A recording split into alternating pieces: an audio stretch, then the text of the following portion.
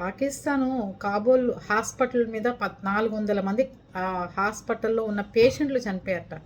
ఏమండి బుద్ధుందా బుద్ధి లేదా? మొన్న అంతే ఇరాన్ దాడులప్పుడు అమెరికాలో కూడా హాస్పిటల్ డ్యామేజ్లు అయినాయి.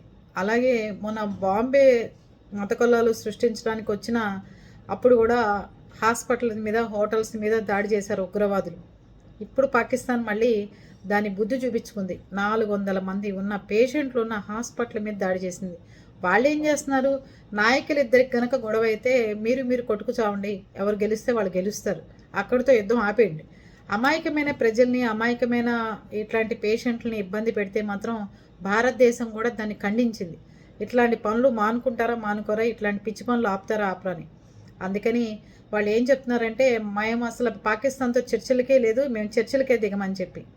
ఇట్లా ఉంటుంది పాకిస్తాన్తో, వాడి బుద్ధి మారదు.